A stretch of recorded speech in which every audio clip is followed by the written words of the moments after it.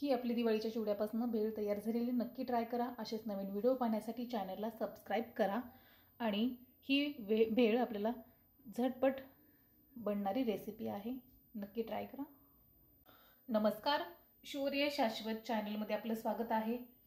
मी आज बनवणार आहे आपल्या घरगुती चिवड्यापासून घरची भेळ। तर हा आपला दिवाळीचा चिवडा शिल्लक राहिलेला आहे, तर करायचं काय, तर अशी आपण भेळ बनवूयात। चला, हा चिवडा एक प्लेट, हे आपण एक पातेलं घेतलेलं आहे। आता यामध्ये हा चिवडा घालायचा आहे आपल्याला।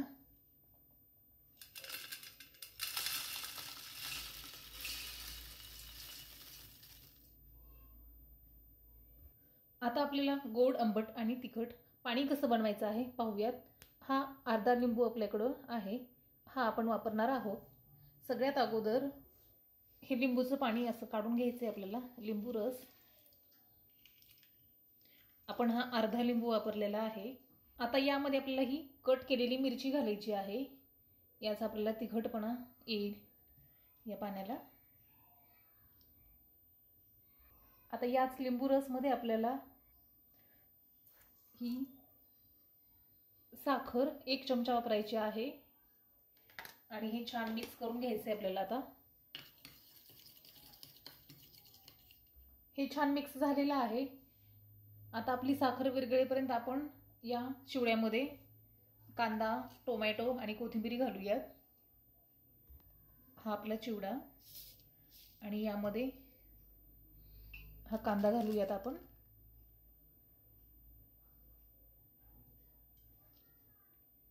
आणखी थोडासा हे टोमॅटो,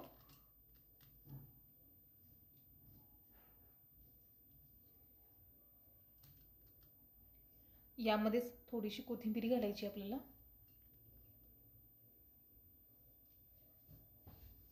हे छान मिक्स करून घेऊयात आपण।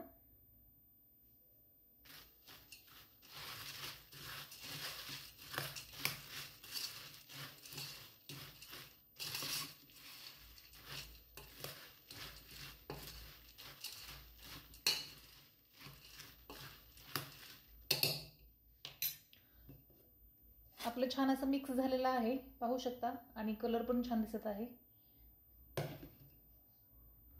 हे आपल्याकडे आंबट, गोड आणि तिखट हे पाणी तयार झालेलं आहे।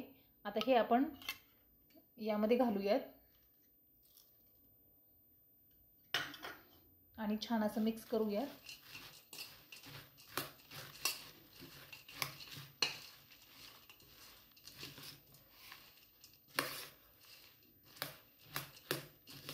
याला आंबट गोड अशी छान टेस्ट येईल।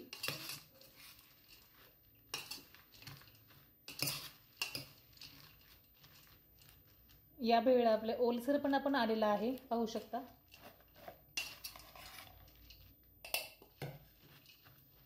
आता ही आपण प्लेटमध्ये काढून घेऊयात। या प्लेटमध्ये आपण भेळ काढून घेऊयात आता।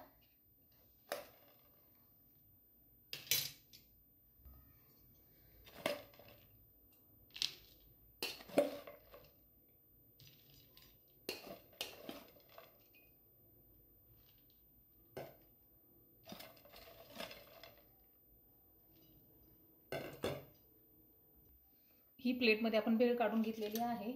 आता यावरती थोडासा कांदा आणि टोमॅटो घालायचा आहे आपल्याला। हा कांदा,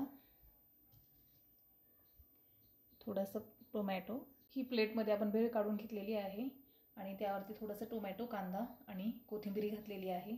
ही आपली दिवाळीच्या चिवड्यापासून भेळ पूर्णपणे तयार झालेली आहे, पाहू शकता।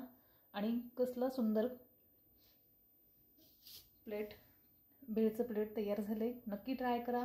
असेच व्हिडिओ पाहण्यासाठी चॅनलला सबस्क्राइब करा।